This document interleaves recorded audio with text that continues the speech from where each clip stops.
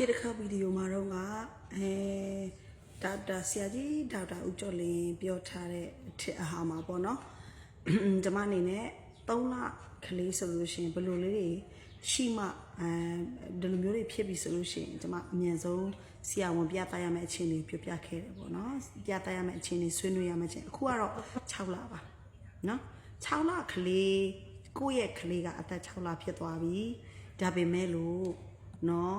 ဘာတွေမလုံနိုင်သေးဘူးလဲဆိုလို့ရှိရင်သူဒီလက်တီကိုမြင်းမြင်းမဆုံးနိုင်ဘူးကလေးကနော်ပြီးဆိုလို့ရှိရင်အယုတ်တစ်ခုခုကိုမကင်နိုင်ဘူးပြီးခေါင်းမထောင်နိုင်ဘူးတချို့ကလေးဆို6လနဲ့ခေါင်းထောင်တယ်ဒီမျိုးပြောတာကြားဘူးလေနော်အဲ့တော့6လနဲ့ခေါင်းမထောင်နိုင်ဘူးလက်တီကောင်းကောင်းမဆုံးနိုင်ဘူးပစ္စည်းတွေမကင်နိုင်ဘူးဆိုလို့ရှိရင်တော့ဒါနည်းနည်းလေးသတိထားပါ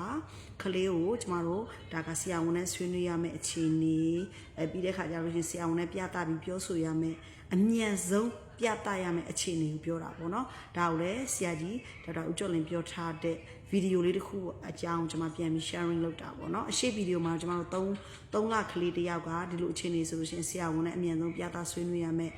အခြေအနေပေါ့နော်အခုကတော့6လဆိုလို့ရှိရင်တော့အဓိကတော့လက်သီးမြင်းမြဲဆုပ်ရမယ်ပြီးတဲ့ခါကျရင်ပစ္စည်းတွေကင်နိုင်ရမယ်ပြီးတဲ့ခါကျရင်ခေါင်းခိုင်ရမယ်ပေါ့ခေါင်းမခိုင်ဘူးဆိုလို့ရှိရင်ကိုဒါလေးသတိထားတော့ပေါ့နော်ဒါဆိုလို့ရှိရင်ဒါကကျွန်တော်တို့ဒါအမြန်ဆုံးပြသရမယ့်အခြေအနေရောက်ပြီပေါ့နော်ဟုတ်ကဲ့ကျမတို့ကြက်တက်ဝင်ပါကလေးစိတ်ပြင်းအောင်သူကလောက်ကင်မြောက်နေသူတရားဖြစ်ပါတယ်ကလေးတိုင်းရဲ့စိတ်ကိုနားလဲပြီးသူတို့ရဲ့ဖွံ့ဖြိုးမှုတမီးပါရဲ့ဆရာနဲ့တူပူပေါင်းလောက်ကင်လေးရှိပါတယ်ကလေးတိုင်းကပျော်ရွှင်ပြီးကျမ်းမာတဲ့စိတ်ခံစားချက်အတွေးမြင်အနာဂတ်ကောင်းများပိုင်ဆိုင်စေချင်တာကတော့ကျမရဲ့ရွေးချက်ပါကျေးဇူး